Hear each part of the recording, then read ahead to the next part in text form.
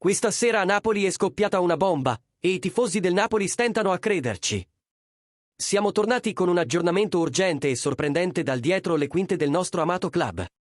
Come sempre, il nostro impegno è quello di portarvi le notizie più scottanti, direttamente dalla fonte. In esclusiva e senza aspettare. Prima di svelarvi tutti i dettagli di questa mossa inaspettata, mettete mi piace al video.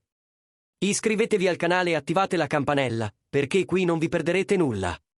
Ora fate un respiro profondo. Perché quello che sta per accadere dietro le quinte del Napoli potrebbe cambiare il corso della stagione.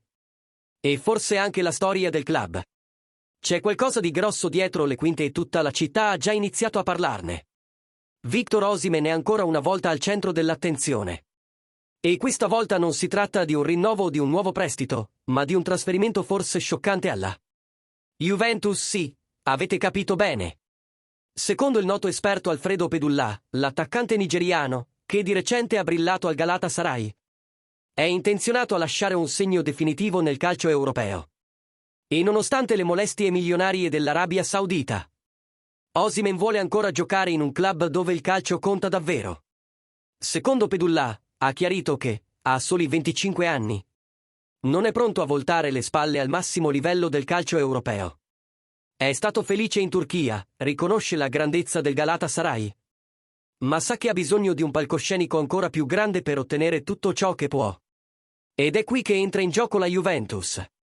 La vecchia signora starebbe preparando una mossa strategica per assicurarsi Osimhen come man of the match della prossima stagione. E vale la pena ricordarlo, questa storia tra Osimhen e la Juve non è nuova.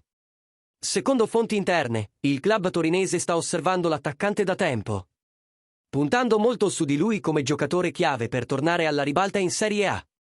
Certo, nel radar ci sono nomi come Gyökeres, ma con stipendi più bassi e meno esperienza nelle decisioni importanti. La Juve vuole un giocatore decisivo, che non si limiti a scendere in campo, ma che cambi le sorti della partita. E secondo il consiglio di amministrazione, quel nome è Victor Osimhen.